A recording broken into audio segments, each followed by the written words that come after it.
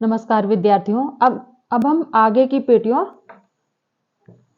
Continue करते हैं। ठीक है, आगे की पेटियों की चर्चा करते हैं। जो है दूसरा, सन्मार्गी पवन पेटियां, ट्रेड विंड बेल्ट्स। विषुवत रेखीय निम्न वायुदाब पेटी के दोनों ओर 5 डिग्री तथा 30 डिग्री उत्तरी तथा दक्षिणी अक्षांशों के बीच सन्मार्गी पवन पेटियां पाई जाती हैं। ठीक है, मान लीजिए ये गोलार्ध है और फिर 5 डिग्री से 30 डिग्री तक सन्मार्गी पवन पेटियां। ठीक है, दोनों गोलार्धों में स्थित अश्व अक्षांशों हॉर्स लैटिट्यूड से भूमध्य रेखा की ओर उत्पन्न वायुदाब प्रवणता के कारण इन सन्मार्गी अथवा व्यापारिक पवनों की उत्पत्ति होती है। उत्तरी गोलार्ध में भूमध्य रेखा की ओर चलने वाली पवन अपने पथ की दाईं ओर मुड़कर उत्तर पूर्व से दक्षिण पश्चिम की ओर अग्रसर होती हैं, जिससे इसे उत्तरी पूर्वी सन्मार्गी पवन कहा जाता है। ठीक है, दक्षिणी गोलार्ध में अपने पथ से बाईं ओर मुड़ने से इन पवनों की दिशा दक्षिण पूर्व से उत्तर पश्चिम होती है, अतः इन्हें दक्षिणी पूर्वी सन्मार्गी पवन की संज्ञा दी जाती है। ये हवाएं एक निश्चित गति तथा निश्चित दिशा से चला करती हैं, जिससे प्राचीन काल में समुद्रों पर नावों से पश्चिम की ओर यात्रा करने में बड़ी सहायता मिला करती थी। जब नावें चलती थी तो हवा के सहारे वो जल्दी से पहुंच जाते थे अपने गंतव्य तक। ठीक है, इसके अतिरिक्त इस पवन पेटी में मौसम प्रायः साफ रहा करता था, अतः नाविक इन पवनों को काफी महत्व देते थे। किंतु आधुनिक काल में इन पेटियों में समुद्री जहाजों तथा वायुयानों से यात्रा करना सुरक्षित नहीं समझा जाता, क्योंकि कभी-कभी समुद्रों के कुछ भागों में भीषण उष्णकटिबंधीय चक्रवात उत्पन्न होते हैं। उपोष्णकटिबंधीय उच्च वायुदाब क्षेत्रों में, जिनका विस्तार 30 डिग्री से 40 डिग्री उत्तरी तथा दक्षिणी अक्षांशों के बीच होता है, विषुवत रेखीय प्रशांत मंडल की ही भांति पवनों का अभाव पाया जाता है। ठीक है, यानी यहाँ शांत रहता है पूरा। इस क्षेत्र में या तो वायुमंडल बिल्कुल शांत रहता है या हल्की हवाएं विभिन्न दिशाओं से चला करती हैं। ज्ञातव्य है कि उपोष्ण वायुदाब की पेटी विभिन्न कोषों सेल्स में विभक्त होती हैं। ठीक है, वही हेडली सेल्स, फेरल, है ना, ये सब आगे पढ़ेंगे। ये उच्च दाब के कोष महासागरों पर स्थित होते हैं, जिनसे भूमध्य रेखा अथवा उपध्रुवीय निम्न वायुदाब क्षेत्रों की ओर पवन प्रवाहित होते हैं। उच्च वायुदाब क्षेत्रों अथवा प्रतिचक्रवातों में मौसम साफ रहता है तथा वायुमंडल में शुष्कता पाई जाती है, क्योंकि यहाँ वायु के नीचे उतरने से उनका तापमान निरंतर बढ़ता जाता है। उपोष्णकटिबंधीय उच्च दाब क्षेत्र से भूमध्य रेखा की ओर चलने वाले सन्मार्गी पवनों को लंबा मार्ग तय करना पड़ता है। इस मार्ग में विभिन्न भागों में इन पवनों के तापमान, आर्द्रता तथा घनत्व आदि में अंतर पाया जाता है। तापमान, आर्द्रता एवं घनत्व तीनों में विभिन्नता पाई जाती है। ठीक है, ये पवन अपने उत्पत्ति स्थान के निकट वायु के अवतलन एवं अपसरण के कारण प्रायः शुष्क होते हैं तथा मौसम साफ रहता है। अवतलन के कारण वायुमंडल में तापमान व्युत्क्रमणता, टेम्परेचर इन्वर्जन उत्पन्न हो जाती है। यहाँ वायुमंडल में स्थायित्व, स्टेबिलिटी पाया जाता है तथा सन्मार्गी पवनों के इसी भाग में उष्णकटिबंधीय वायु राशियों की उत्पत्ति होती है। किंतु भूमध्य रेखा की ओर अग्रसर होने के साथ ही गर्म सागर तल पर चलने से इन पवनों के तापमान एवं आर्द्रता में वृद्धि होने लगती है, जिससे इनके स्थायित्व का ह्रास होने लगता है। उष्णकटिबंधीय महासागरों के पश्चिमी भागों में यहाँ की स्थायी वायु राशियां उष्मागतिक मार्जन, थर्मोडायनेमिक मॉडिफिकेशन होने से वायु की काफी मोटी परत में अस्थायित्व उत्पन्न हो जाता है। इस प्रकार वर्षा के लिए अनुकूल परिस्थितियां उत्पन्न हो जाती हैं। ठीक है,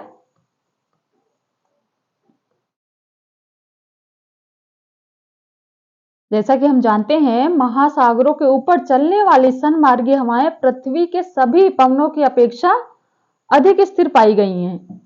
दक्षिणी अटलांटिक के मध्य भाग में ये हवाएं वर्ष भर रात दिन समान वेग से निश्चित दिशा में चला करती हैं। इसीलिए इनके विशेष नाम भी होते हैं, जिनका अभी आगे जिक्र होगा। इस क्षेत्र में इनका औसत वेग लगभग 15 नॉट होता है। इसके विपरीत उत्तरी अटलांटिक में इन पवनों में इतनी अधिक स्थिरता नहीं पाई जाती है। वायुमंडल की अन्य गतियों की भांति सन्मार्गी पवनों में भी अनियमितताएं पाई जाती हैं। स्थिरता के लिए प्रसिद्ध इन पवनों को कभी-कभी विस्तृत क्षेत्रों में अनुपस्थित पाया जाता है। तटवर्ती क्षेत्रों में इन पर सागर एवं स्थल समीर का प्रभाव पड़ता है, क्योंकि तटीय क्षेत्र रहेगा तो स्थल से जो हवाएं आएंगी तो उसका प्रभाव भी रहता है, ठीक है। और जहां केवल जल ही जल होगा वहां पर स्थल समीर का प्रभाव नहीं रहेगा, ठीक है, ऑब्वियस सी बात है। इन पवनों की पेटी के किनारे पर स्थित क्षेत्रों में वायुदाब पेटियों के विस्थापन के कारण सन्मार्गी पवनों में मौसमी परिवर्तन अथवा अन्य गड़बड़ियां उत्पन्न हो जाती हैं। सन्मार्गी पवनों में दूसरी अनियमितता का संबंध उपोष्णकटिबंधीय प्रतिचक्रवातों से है। इस पेटी में न्यून दाब गर्तों के द्वारा विभाजित अनेक भ्रमणशील प्रतिचक्रवात पाए जाते हैं। इन न्यून दाब गर्तों के अधिक प्रबल होने पर शीतोष्णकटिबंधीय चक्रवातों के पृष्ठभाग से ध्रुवीय हवाएं इनकी ओर आकृष्ट हो जाती हैं तथा सन्मार्गी पवनों में मिल जाती हैं। ध्रुव कहाँ है? 60 डिग्री के आसपास, 60 से 90। तो वहां से जो हवाएं चलती हैं वो सन्मार्गी पवन में इधर मर्ज हो जाती हैं। और इधर से भी देखिए ना, कई पेटियां बनती हैं। फिर जो प्रशांत मंडल से जो चलती हैं वो भी जाके मर्ज होती हैं, है ना। तो बीच में पवन के वेग में अत्यधिक वृद्धि हो जाती है तथा भूमध्य रेखा तक इनके द्वारा हल्की वर्षा होती है। इन पवनों की पेटी में अथवा निकटवर्ती क्षेत्रों में उत्पन्न होने वाले उष्णकटिबंधीय चक्रवातों के कारण भीषण तूफान आते हैं। सन्मार्गी पवनों की गहराई काल और स्थान के अनुसार बदलती रहती है, ठीक है, किंतु इनकी औसत गहराई, एवरेज अगर पता लगाया जाए तो 1500 से 3000 मीटर मानी जाती है। उपोष्णकटिबंधीय उच्च दाब क्षेत्र के निकट तथा भूमध्य रेखीय क्षेत्रों में इनकी गहराई अपेक्षाकृत अधिक होती है, किंतु पछुआ पवन की अपेक्षा सन्मार्गी पवन की गहराई कम होती है, ठीक है। अब देखते हैं तीसरी पेटी, पछुआ पवन, जो बहुत ही ज्यादा भयंकर होती है ना। देखते हैं वेस्ट विंड बेल्ट्स। पछुआ पवन की पेटियों का विस्तार दोनों गोलार्धों में 35 से 60 डिग्री उत्तरी तथा दक्षिणी अक्षांशों के बीच पाया जाता है।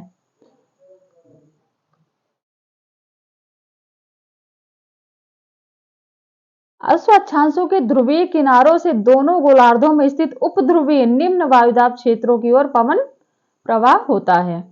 कोरियालिस बल के कारण ये पवन अपने पथ से मुड़कर उत्तरी गोलार्ध में दक्षिणी पश्चिमी तथा दक्षिणी गोलार्ध में उत्तरी पश्चिमी पवनों का रूप धारण कर लेते हैं। इसमें ना ग्लोब से बहुत अच्छा समझाते हैं, नेक्स्ट टाइम ग्लोब लेके आऊंगी। वास्तविक निरीक्षण के आधार पर यह देखा जाता है कि पछुआ पवनों की पेटी में ध्रुवीय पवनों का भी अतिक्रमण होता रहता है। इसके अतिरिक्त इस पेटी में चक्रवातों के चलने के कारण पवन की दिशा में परिवर्तन भी होता रहता है, किंतु इन पेटी में सामान्य पवन प्रवाह पश्चिम से पूर्व को ही होता है। इस पेटी में चक्रवातों के कारण मौसम अत्यधिक परिवर्तनशील होता है। इस पेटी में लगातार कई दिनों तक आकाश में बादल छाए रहते हैं तथा वर्षा भी होती रहती है। उत्तरी गोलार्ध में विशाल महाद्वीप की उपस्थिति के कारण पछुआ हवाओं के मार्ग में बाधा पड़ जाती है तथा ये हवाएं कमजोर हो जाती हैं, क्योंकि स्थल भाग रहेगा, हवाएं चल रही हैं, बहुत सारे महाद्वीप हैं, है ना, जैसे बिल्डिंग्स बनी हुई है, कुछ भी सारा है इंफ्रास्ट्रक्चर, तो हवाएं अपने आप ही कमजोर पड़ जाती हैं। किंतु दक्षिणी गोलार्ध में देखते हैं क्या है इनकी विशेषता। किंतु दक्षिणी गोलार्ध में महासागरों की प्रमुखता तथा स्थल खंडों के अभाव के कारण पछुआ हवाएं निरंतर बड़े वेग से चला करती हैं। इन हवाओं के प्रबल वेग के कारण समुद्री यात्रियों ने इन्हें गरजने वाली चालीसा, रोरिंग 40s, क्रुद्ध 50, फ्यूरियस 50s तथा चीखने वाली 60, श्रीकिंग 60s आदि नामों से संबोधित किया है ना। कभी कभी ये नाम कभी कभी एग्जाम में ये नाम ही दे देते हैं, है ना। गरजने वाली चालीसा क्या है, क्रुद्ध पचासा, चीखने वाली साठा क्या है ना। तो फिर अगर ये आ जाए तो ये पछुआ पवनों के उपनाम हैं। प्राचीन काल में दक्षिणी गोलार्ध में पछुआ हवाओं की स्थिरता का लाभ उठाने के लिए दक्षिणी आंध्र महासागर से ऑस्ट्रेलिया, न्यूजीलैंड आदि की ओर नावों से यात्रा की जाती थी। पछुआ पवन की पेटी की ध्रुवीय सीमाओं का विस्थापन न केवल मौसमी अपितु अल्पकालिक भी होता है। पवनों का वेग बदलता रहता है। इन पवनों का वेग या तो अधिकतम या फिर न्यूनतम होता है। चलेंगी तो बहुत जोर से, नहीं तो बिल्कुल धीरे। इस प्रकार से ये पवन अतिशयता प्रधान होते हैं। इन पवनों का वेग अधिकतर बोफोर्ट मापक के अनुसार 3 से 7 तक होता है।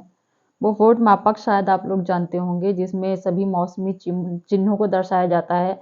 जैसे देखते होंगे भारत का मैप दे दिया जाता है और उसमें बहुत सारे मौसमी चिन्हों, कोहरा का चिन्ह होता है ना, और बादल के चिन्ह होते हैं, किससे कौन सा दर्शाया जाए, उसको बोफोर्ट मापक बोलते हैं। स्पष्ट है कि पछुआ पवन सामान्य रूप से सन्मार्गी पवन की अपेक्षा अधिक प्रबल होता है।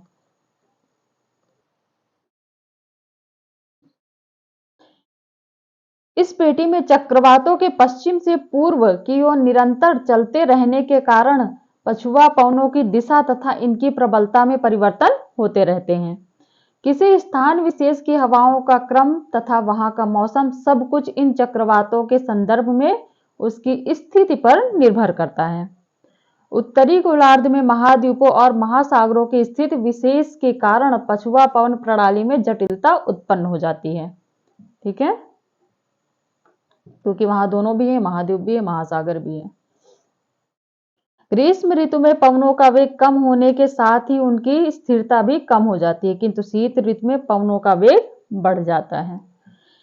इस पवन पेटी के ध्रुवीय किनारों की ओर विभिन्न वायु राशियों के मिलने से ध्रुवीय वाताग्रों पोलर फ्रंट्स का निर्माण हो जाता है। आगे जब हम इन ध्रुवीय वाताग्रों पर ही अनेक शीतोष्ण कटिबंधीय चक्रवातों की उत्पत्ति होती है, क्योंकि शीत ऋतु में ध्रुवीय उष्ण कटिबंधीय वायु राशियों के तापमान, वायु दाब तथा अन्य विशेषताओं में अधिकतम अंतर पाया जाता है। यह उल्लेखनीय है कि इस पवन पेटी के ध्रुवीय किनारे अधिक तूफानी तथा परिवर्तनशील मौसम वाले होते हैं। दक्षिणी गोलार्ध की दशाएं सर्वथा विपरीत होती हैं। वहां उच्च अक्षांशों में स्थल खंडों के अभाव के कारण महासागरों पर पछुआ हवाएं अपनी संपूर्ण शक्ति के साथ अबाध गति से घनघोर गर्जन करते हुए चलती रहती हैं। ठीक है,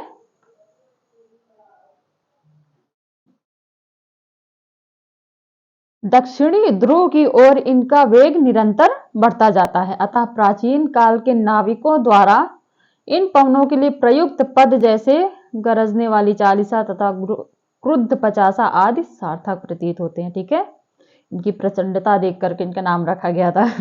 जैसे हम उपनाम रख देते हैं ना, किसी व्यक्ति का हो गया, किसी स्थान का हो गया ना।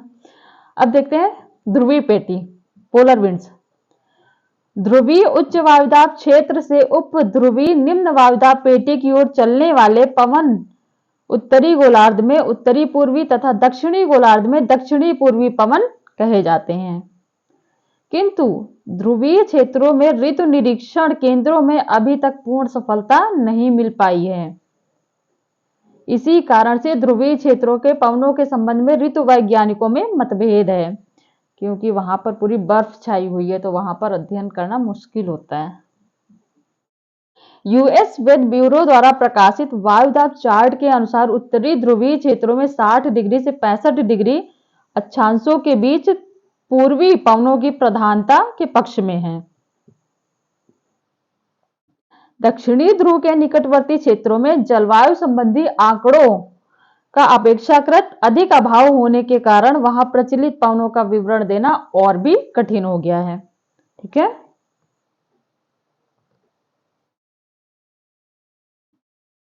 हिमाच्छादित दक्षिणी ध्रुव के ऊपर तापीय कारणों से प्रतिचक्रवाती दशाएं पाई जाती हैं, किंतु इन प्रतिचक्रवातों के विस्तार, इनकी स्थिति तथा गहराई के संबंध में मौसम वैज्ञानिकों में बड़ा मतभेद है।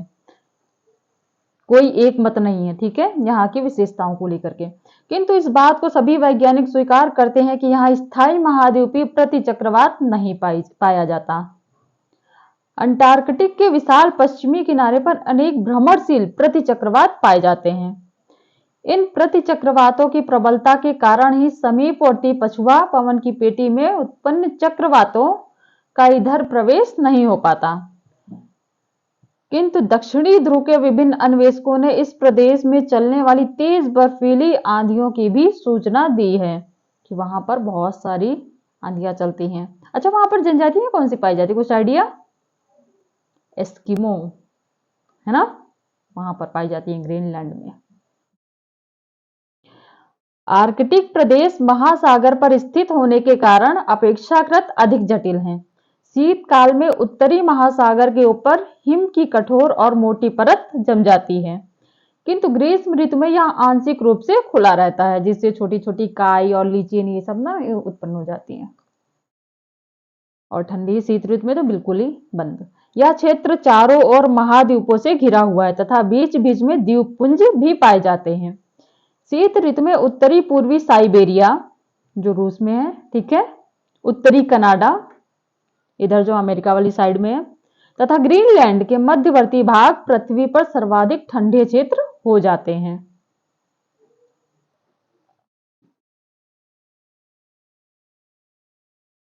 उपलब्ध आंकड़ों के आधार पर यह स्पष्ट हो जाता है कि एक उच्च वायुदाब पेटी इस बेसिन को ध्रुव से बेरिंग जलडमरू मध्य की ओर पार करती है, जिसके द्वारा एशियाई और अमेरिकी प्रतिचक्रवात आपस में मिल जाते हैं, ठीक है, बेरिंग जलडमरू मध्य याद रखिएगा।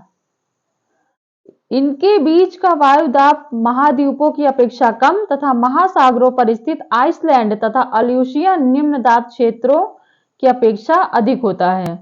इसे आर्कटिक पवन विभाजक आर्कटिक विंड शेड कहते हैं। इसके द्वारा उत्तरी पूर्वी हवाएं दोनों प्रणालियों से अलग की जाती हैं, ठीक है, यहीं पे विभाजन होता है। शीत ऋतु में महासागरीय न्यून दाब क्षेत्रों के समीपवर्ती क्षेत्रों में पवन वेगगामी तथा मौसम तूफानी होता है। केंड्रीय जो भूगोलवेत्ता हैं के अनुसार आर्कटिक प्रदेश के प्रशांत महासागरीय भाग में मौसम साफ तथा पवन का वेग सामान्य होता है। ग्रीष्म ऋतु में साइबेरिया तथा कनाडा, साइबेरिया जो रूस में है, कनाडा जो इधर साइड में है अमेरिका के यूएसए के बगल में, आदि उच्च अक्षांशीय प्रदेशों में वायुदाब कम हो जाता है, किंतु आर्कटिक प्रदेश में प्रतिचक्रवात स्थापित हो जाता है, जहां से बाहर की ओर हवाएं चलती हैं। ध्रुव के निकट प्रबल वाताग्र पाए जाते हैं। ध्रुवीय क्षेत्रों में विभिन्न मौसमों में चलने वाले पवनों की दिशा व उनका वेग वहां की स्थानीय परिस्थितियों पर आधारित होता है, ठीक है। अब अगला जो है वो है पवन पेटियों का अक्षांशीय विस्थापन। पढ़ लेते हैं इसको भी, थोड़ा ही है।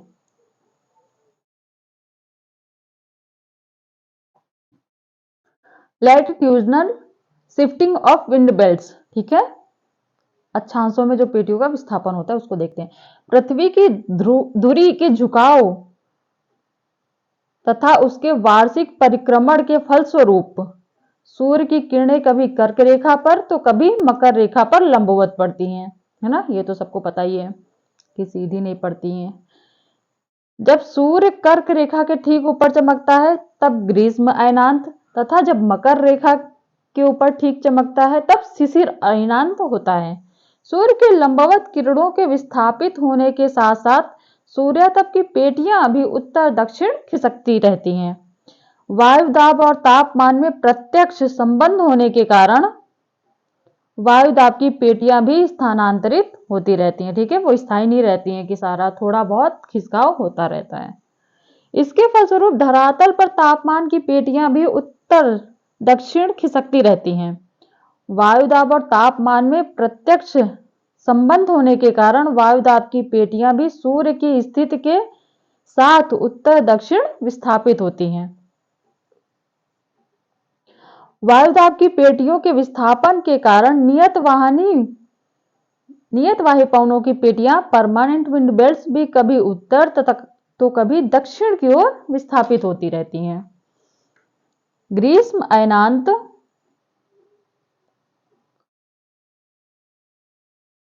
समर सोल्स्टिस के समय सभी वायुदाब एवं पवन पेटियां उत्तर की ओर 5 डिग्री से 10 डिग्री तक खिसक जाती हैं। ठीक है। शिशिर अयनांत विंटर में के समय उपर्युक्त पेटियां उतनी ही दक्षिण की ओर खिसक जाती हैं। ठीक है। पृथ्वी के विभिन्न भागों में वहां की परिस्थितियों के अनुसार ये पेटियां विस्थापित होती हैं। किसी भाग में पेटियों का विस्थापन कम तथा कहीं अधिक होता है। उदाहरण स्वरूप क्या है? महाद्वीपों पर महासागरों की अपेक्षा पवन पेटियों का स्थानांतरण अधिक होता है। इन पवन पेटियों के विस्थापन की दूसरी प्रमुख विशेषता यह है कि इनका सूर्य से प्रत्यक्ष संबंध होते हुए भी 1 अथवा 2 महीने की पश्चता लैग पाई जाती है। वस्तुतः वायुमंडल के ऊष्मन पर सूर्य की ऊंचाई का प्रभाव पड़ने में कुछ अतिरिक्त समय लग जाता है। ठीक है। यानी ये जो पश्चता है, गैप, स्थल खंडों की बनावट तथा उनकी प्रकृति के कारण उन पर पाई जाने वाली पवन प्रणाली अत्यधिक जटिल होती है। मानसूनी हवाएं इस जटिलता के ज्वलंत उदाहरण हैं। ठीक है।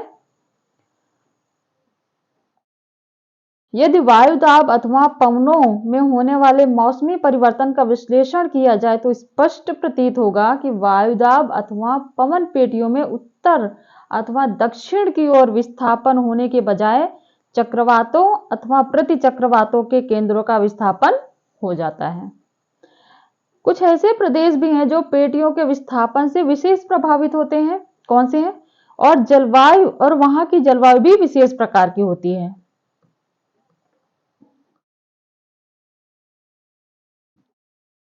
प्रत्येक गोलार्ध में ऐसे 3 संक्रमण क्षेत्र हैं जो वर्ष भर में 2 प्रकार की पवन प्रणालियों से प्रभावित होते हैं। ध्यान रहे कि ऐसे क्षेत्र भूतल पर एक क्रमबद्ध पेटी के रूप में नहीं पाए जाते बल्कि विशेष भूभाग में सीमित होते हैं। ठीक है। ऐसा नहीं है कि बस यहां से कंटिन्यूस नहीं चल रहे हैं तो पूरे महाद्वीप या महासागर में से चल रहे हैं। जहां जहां स्थलखंड होगा उसकी विशेषताएं अलग अलग होंगी तो वहां छोटे छोटे उसमें पाए जाते हैं। ठीक है। प्रत्येक गोलार्ध में 5 डिग्री से 15 डिग्री अक्षांशों के मध्य स्थित प्रदेश भूमध्य रेखीय निम्न वायुदाब कटिबंध तथा उपोष्ण कटिबंधीय उच्च वायुदाब की पेटियों के मध्य में पाए जाते हैं। अपने गोलार्ध की ग्रीष्म ऋतु में ये प्रदेश अंतरोष्ण कटिबंधीय अभिसरण क्षेत्र आईटीसी यानी इंटरट्रॉपिकल कन्वर्जेंस के प्रभाव क्षेत्र में आ जाते हैं, जिससे उनमें मौसम आर्द्र एवं तूफानी होता है। पुनः शीत ऋतु में पेटियों के स्थानांतरण के कारण इन क्षेत्रों पर उपोष्ण कटिबंधीय प्रतिचक्रवातों का प्रभाव पड़ता है। जब वायु का अवतलन यानी सब्सिडेंस तथा अपसरण डाइवर्जेंस होने से मौसम सूखा और आकाश स्वच्छ होता है। इस समय यहां शुष्क सन्मार्गी पवन चला करते हैं। ठीक है।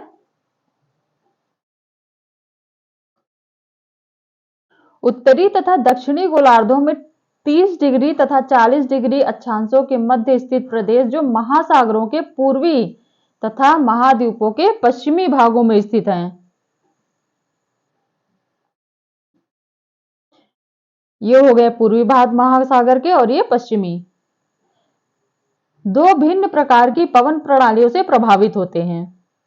ग्रीष्म ऋतु में उत्तरी गोलार्ध में जब सभी पेटियां उत्तर की ओर खिसक जाती हैं, ये प्रदेश उपोष्ण कटिबंधीय प्रतिचक्रवातों के पूर्वी भाग में आ जाते हैं, जहां हवाएं ऊपर से नीचे की ओर उतरती हैं। उनमें अपसरण की प्रवृत्ति पाई जाती है। यहां ग्रीष्म ऋतु शुष्क हो जाती है, किंतु उत्तरी गोलार्ध में शीत ऋतु में पेटियों के दक्षिण की ओर खिसकने के कारण ये प्रदेश पछुआ हवा पेटी में आ जाते हैं। अतः शीतकाल में पछुआ हवाओं की पेटी में चलने वाले शीतोष्ण कटिबंधीय चक्रवातों से यहाँ वर्षा होती है। क्वेश्चन भी आता है ना यूपीएससी में, शीतोष्ण कटिबंधीय चक्रवातों से वर्षा को स्पष्ट कीजिए, तो क्या प्रक्रिया होती है, प्रोसेस स्टेप बाय स्टेप बताना होता है। भूमध्य सागरीय जलवायु वाले सभी प्रदेश इसके उदाहरण हैं। ठीक है। भूमध्य सागर, जहां पर भूमध्य सागर है उसके आसपास जो क्षेत्र हैं वो सभी इसके उदाहरण हैं, उदाहरण स्वरूप बताएंगे। यहाँ विशेष उल्लेखनीय बात यह है कि प्रदेशों की स्थिति में परिवर्तन होने के कारण ऋतुओं का नियंत्रण समाप्त हो जाता है। यदि कोई प्रदेश इन्हीं अक्षांशों के बीच महाद्वीपों के पूर्वी भाग में अथवा महासागरों के पश्चिम भाग में स्थित हो तो इस प्रकार का मौसमी नियंत्रण दृष्टिगोचर नहीं होता है। ठीक है, कारण स्पष्ट है। ऐसी स्थिति में प्रतिचक्रवातों का पूर्ण विकास न होने से वायु का अथवा अवतलन अथवा अपसरण अपेक्षित मात्रा में नहीं हो पाता है।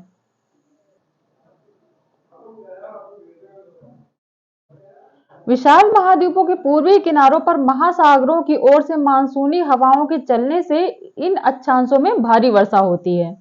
ठीक है, उपध्रुवीय निम्न वायुदाब की पेटी में स्थित क्षेत्र जो 60 डिग्री से 70 डिग्री अक्षांशों के बीच स्थित हैं, वर्ष में दो भिन्न प्रकार के पवनों से प्रभावित होते हैं।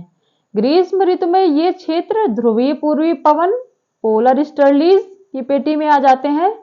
इस प्रकार ग्रीष्म में यहाँ दक्षिण पश्चिम पवनों द्वारा अपेक्षाकृत अधिक उष्ण वायु राशि लाई जाती है तथा शीत ऋतु में